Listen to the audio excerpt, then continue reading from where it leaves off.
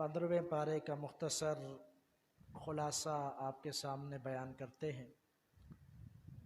15वां पारा, इसके अंदर दो अहम चीज़ें हैं। एक ये है कि बनी इसराइल की तारीख़ बयान की गई है, और दूसरा ये है कि नबी अलैहिस्सलातु वस्सलाम का बहुत बड़ा मौजज़ा मेराज, उसकी इब्तिदा का ज़िक्र किया गया है। इसका सूरत का नाम इसरा भी है। इसरा मेराज का पहला हिस्सा है, यानी जो आपने मक्का से बैतुल मुक़द्दस तक सफ़र किया, इसको इसरा कहा जाता है। और मेराज जो आपने बैतुल मुक़द्दस से ऊपर आसमानों की तरफ सफ़र किया, उसको मेराज कहा जाता है। और दूसरा इसका नाम बनी इसराइल है, और वो इसलिए कि बनी इसराइल का तज़किरा है, उनकी तारीख़ को बयान किया गया है। इस सूरत का ज़रा पस मंज़र ये है कि नबी अलैहिस्सलातु वस्सलाम के आखिरी मक्की दौर में यह सूरत नाज़िल हुई।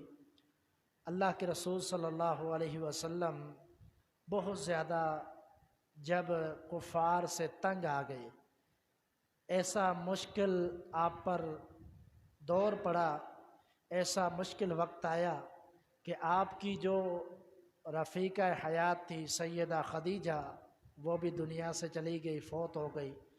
और अबू तालिब जो आपके चचा थे, जो आपके लिए दुनियावी एतबार से बड़ा सहारा थे, कुफ़ार के लिए बड़ी ये आजमाइश थी। जब तक अबू तालिब था, कुफ़ार कुछ नहीं कह सकते थे, कुछ नहीं कर सकते थे, क्योंकि आप सल्लल्लाहु अलैहि वसल्लम का उन्होंने बड़ा साथ दिया। इसीलिए हदीस के अंदर आता है कि उनको जहन्नम में सबसे हल्का अज़ाब दिया जाएगा। क्यों? इसलिए कि उसने इस्लाम कबूल नहीं किया था, तो इसी हालत में फ़ौत हो गए, तो उनको अज़ाब हल्का दिया जाएगा, इसलिए कि नबी सल्लल्लाहु अलैहि वसल्लम पर उनके बड़े एहसानात हैं। तो अल्लाह के रसूल सल्लल्लाहु अलैहि वसल्लम उस वक्त बज़ाहिर दुनियावी एतबार से अपने आप को बेसहारा महसूस किया। और फिर आपके जो अबू तालिब की वफ़ात के बाद जो कौम कुरैश के सरदार बने, वो अबू लहब थे। वो आप सल्लल्लाहु अलैहि वसल्लम के बड़े सख्त दुश्मन थे। उसने आप सल्लल्लाहु अलैहि वसल्लम को जिला वतन करने का कह दिया था, यानी आप सल्लल्लाहु अलैहि वसल्लम को अपने कबीले से अलग थलग करार दे दिया था, यानी अपने कबीले से निकाल दिया। जिसका मतलब ये था कि कोई भी मारना चाहे, कोई भी कत्ल करना चाहे, तो कोई कबीले वाला आपकी मदद नहीं करेगा। इस कदर उसने बड़ा इक़दाम उठाया। आप सल्लल्लाहु अलैहि वसल्लम मायूस होकर ताइफ वालों के पास गए, वो भी आपके रिश्तेदार थे, कुरैशी थे। आपने उनके पास पनाह मांगी कि मुझे पनाह दें, ये मुशरिकीन कत्ल करने के दर पे हैं, मैं चाहता हूँ कि मैं चंद दिन यहाँ गुजारूँ ताकि मुझे पनाह मिले, उनके जुल्म से कुछ मुझे छुटकारा हासिल हो। लेकिन वो जानते थे कि कुरैश वालों से दुश्मनी हमें नहीं करनी चाहिए, इसलिए उन्होंने पनाह देने से इनकार कर दिया। अल्लाह के रसूल सल्लल्लाहु अलैहि वसल्लम बड़े सख्त परेशान थे। इन मुश्किल हालात के अंदर अल्लाह ताला ने अपने पैगंबर को दिलासा दिया, और दिलासा बड़ा अजीम दिया कि आपको आसमानों की सैर करवाई। और ये वाक़या भी अल्लाह ताला ने इसी पारे के अंदर, इसी बनी इसराइल सूरत के शुरू के अंदर तज़किरा फरमाया। सुबहानल्लज़ी अस्रा बिअब्दिही लैलन मिनल मस्जिदिल हरामी इलल मस्जिदिल अक़सा।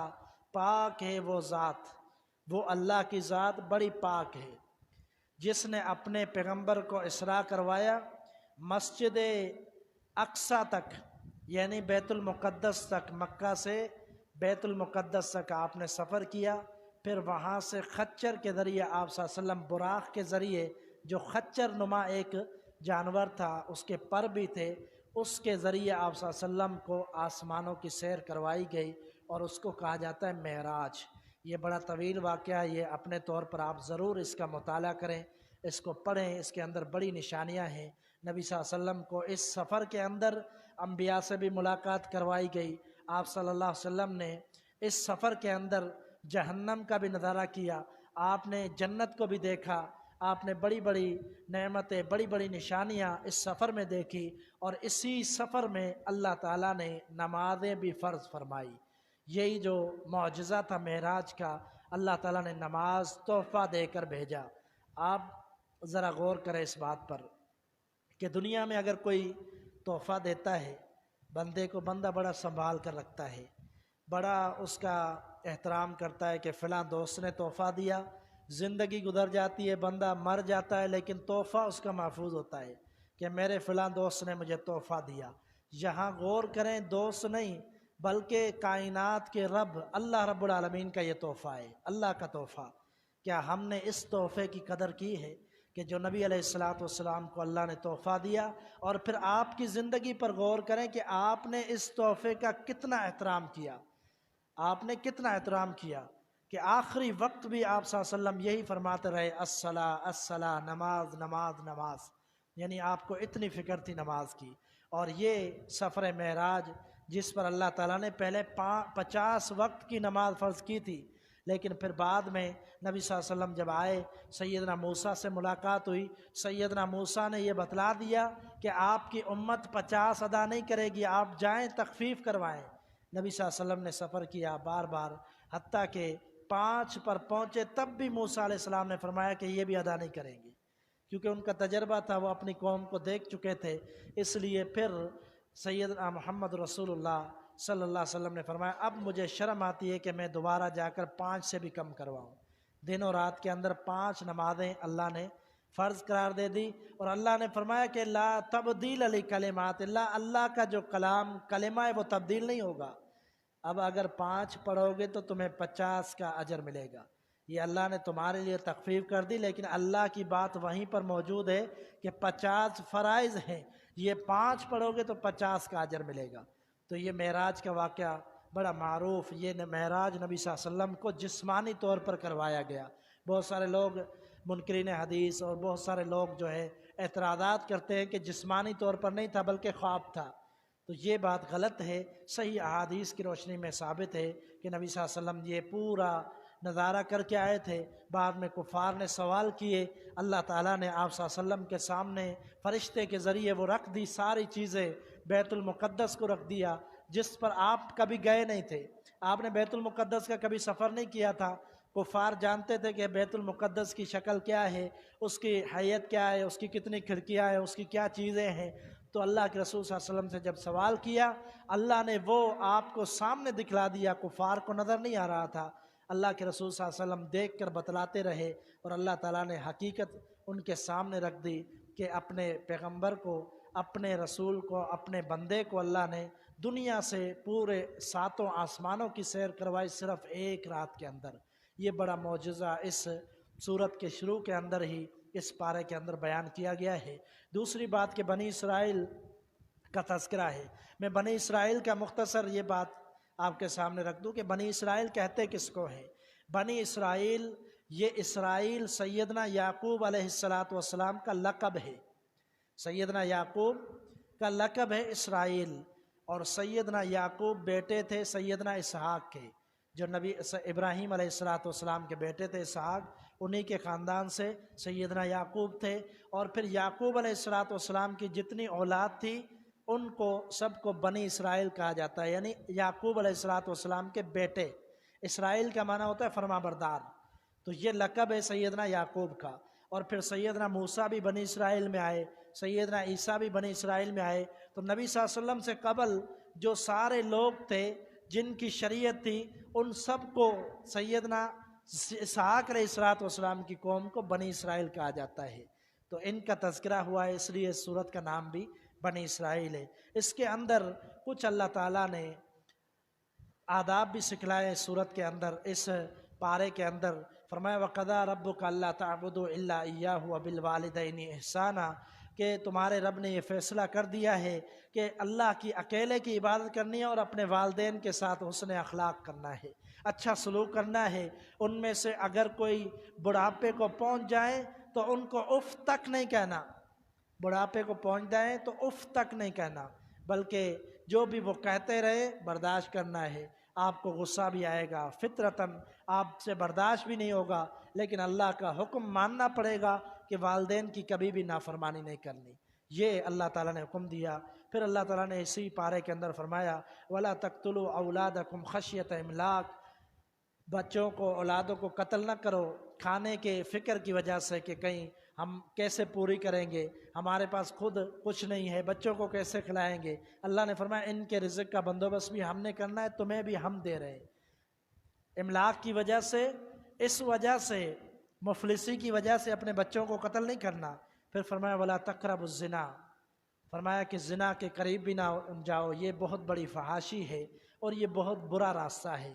جو بندہ اس راستے پر چل پڑتا ہے پھر وہ کبھی سیدھا نہیں ہوتا، پھر وہ برائیوں کی طرف نکل پڑتا ہے اور بہت ہی مشکل ہے کہ اس راستے سے واپسی آئے۔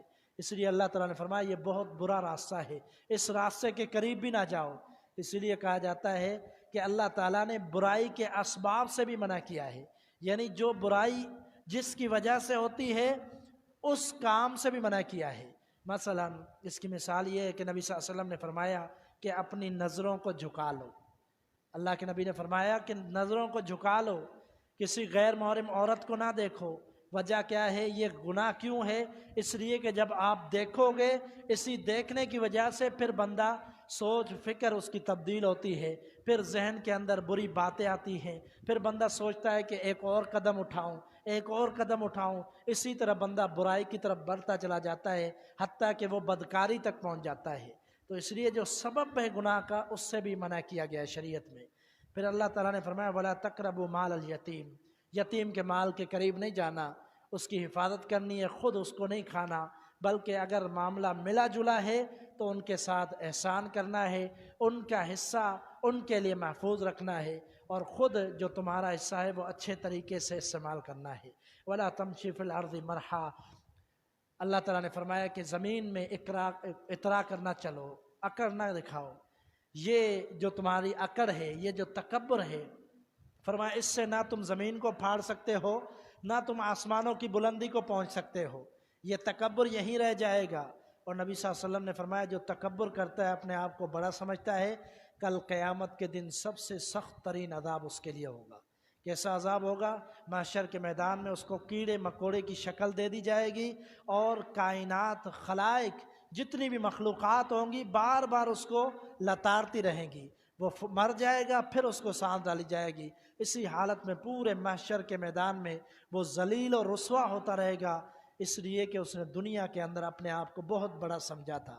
حالانکہ اللہ تعالیٰ نے فرمایا کہ ہر ایک کو چاہیے، پیارے پیغمبر کی احادیث ہیں کہ اپنے آپ کو دوسرے سے کم سمجھو، بڑھاؤ نہیں، خود نہیں اتراؤ، تکبر نہ کرو۔ یہ اللہ تعالیٰ کی صفت ہے، تکبر کرنا ایک اللہ کی صفت ہے۔ کوئی اور تکبر کرے گا تو وہ ہلاک و برباد ہو جائے گا۔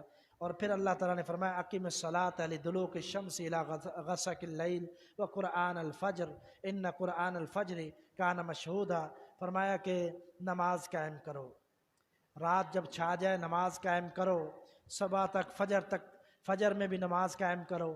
جب فجر کو تلاوت ہوتی ہے نماز میں تو یہ مشہودہ وقت ہے جب فرشتے نازل ہوتے ہیں اور فرشتوں کی ذمہ داریاں چینج ہوتی ہیں، یہ اللہ کو جا کر بتلاتے ہیں اللہ تیرے فلاں بندے تلاوت کر رہے تھے، نماز میں کھڑے تھے، یہ فرشتے بتلاتے ہیں۔ بڑا عظیم ٹائم ہے فجر کا۔ اسی آیت کے اندر اشارہ یہ بھی کیا گیا ہے۔ اس کے بعد سورۃ کہف ہے، اس کا اصحاب کہف کا قصہ بھی ہے، مختصراً انشاءاللہ ہم اس کو کل بیان کریں گے۔ اللہ تعالیٰ سے دعا ہے کہ اللہ تعالیٰ ہمیں قرآن و حدیث سمجھنے اور اس کے مطابق زندگی بسر کرنے کی توفیق عطا فرمائے۔ وما توفیق الا باللہ۔